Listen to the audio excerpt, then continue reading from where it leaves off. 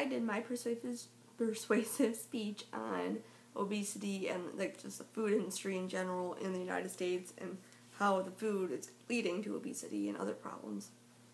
In America and in my community alone, I could tell that obesity is on the rise, and it's even more known when you look at the statistics saying that in 2005 alone, 1.6 billion adults were considered overweight that were over the age of 15. And then 400 million of those people are considered obese, and then 20 million of the children under the age of 5 are overweight already. So obviously this is the problem that is not affecting just the older generation, but the younger generation as well. So it's definitely a problem that does need to be addressed. And this is even more because at the time being, the amount of overweight people is rivaling the amount of underweight people, actually. So there's an equal amount of underweight and overweight people in the United States at like 1.1 billion to 1.1 billion. So this is obviously a problem that is occurring, and something needs to be done to fix it. This is partially considered to the food in the United States because the food alone here is 40 to 50% of the food that is harvested does not even get eaten. So that makes us wonder, like, where is the food coming from that we are eating? And a lot of it has to do with a lot of the food that we are eating is just processed and industrialized and just full of fat, sugar, salt. And this is why every year 25% of Americans are getting sick from the food that we eat, because we eat 31% more packaged food than we do fresh food. So if we would eat more, like the 40 to 50% that we're not eating, this could save a lot of illnesses and problems, and actually hunger in the United States. So hopefully that food is going to places where it is needed. And from the food that is imported from other countries, only 1% of it gets tested by the FDA. So what about the other 99% that we're eating? We're not really sure what is in it, what's going on, but we do know that Americans eat 69 pounds of chemical additives in our food each year. So that is pretty alarming, to the fact that we have that many chemicals in our foods when we really should be eating fresh foods. And this is why even less than 27% of Americans eat the right amount of the food groups, like the amount of vegetables to meats and fruits to vegetables and everything. We're not educated enough on the value of the food pyramid and what that actually does and involves, and how important it is to our health and well-being. And this is not just seen in the poor, it is seen in the rich. It's not just confined to one area. Yes, the poor do happen to get actually obese because they are not eating the right types of food, and they actually getting more obese because they're eating poorly, and because the food is cheap and industrialized and mass-produced, and it's cheaper for them to buy that food because of the steps that are taken to make it. It's not the freshest food, it's not the healthiest food that they could be eating.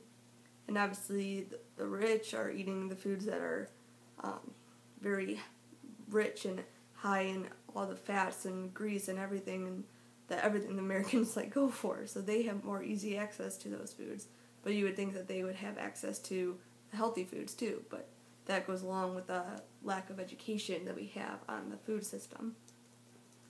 And the obesity is actually very important because it causes cardiovascular disease, which is actually the number one killer in the people in the United States alone, because it kills 17 million people each year, and that is huge.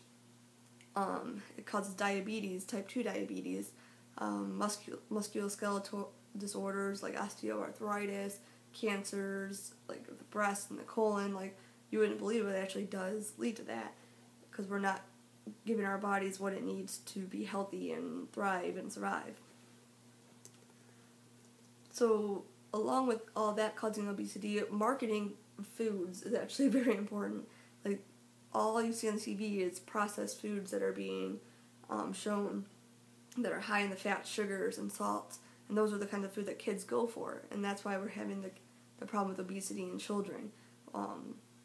And And then healthy eating is more expensive than the less healthy options. I know when I was trying to diet, it was so difficult because I was spending so much money on just like 2 days worth of food, when in reality, if I was just go up to McDonald's, I would be able to like get the same, with that same amount of money, and feed myself for about 2 weeks. So that is actually a very big indicator of why obesity is so big in the country. And then we're having the bulk and supersized portions that are being advertised that people go for because it's a bang for their buck, they're going to get it. And that goes with the convenience of fast food and prepackaged food. Everyone's in such a hurry that they just want to eat everything that's readily available for them. And this also goes hand in hand with the convenience of everything, with the lack of the physical activity. We're driving up to windows and just ordering what can be just handed to us, and we can eat upon it getting into our hands. Like, we don't have to do anything to do it to get that food. We're just driving and we're not walking, we're not exercising how we should be. We're just putting substances in our body where we don't even know where it came from, and just hoping that we'll survive off it, but in all reality, it's not leading to any good indicators of your health or lifestyle or anything.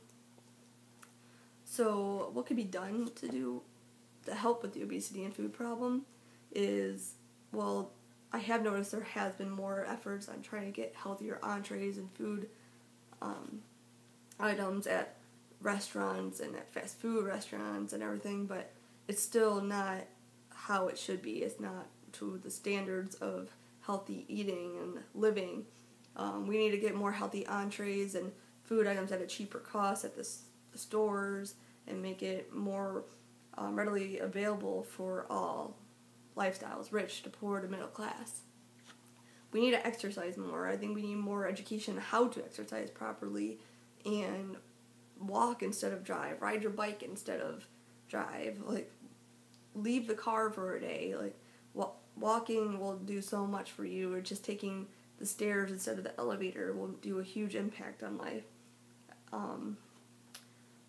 Stop with all the social networking. We're just sitting and just staring at screens. We're staring at that TV. We're staring at our phones.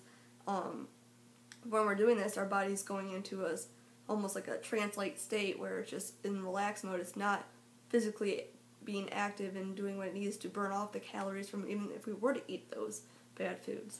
So that's just a huge impact on our lifestyle, is the social networking and the technologies that are available today.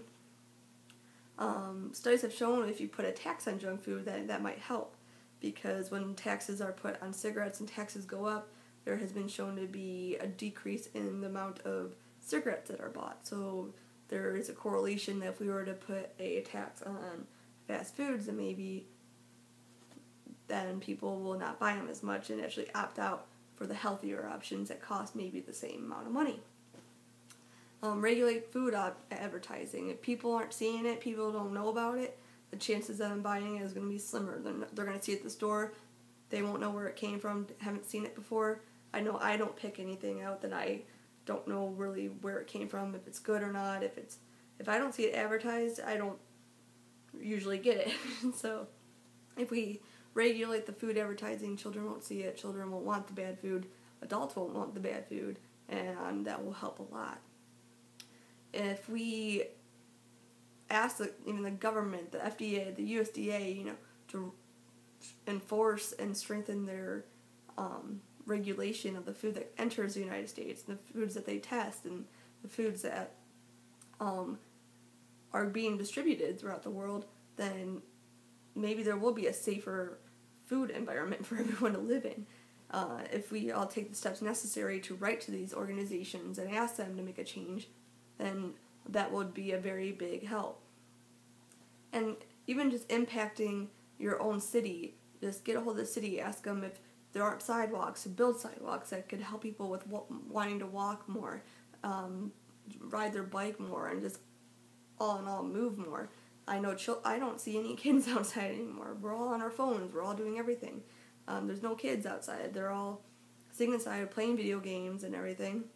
If we have more activities to do outside, then more people will go outside. Have the cities implicate more activities just going on in the city at the parks in general. I think if we just, all in all, just do everything that can be done that I just went over, then that would help a lot with the obesity problem and the food problem in the United States. Thank you.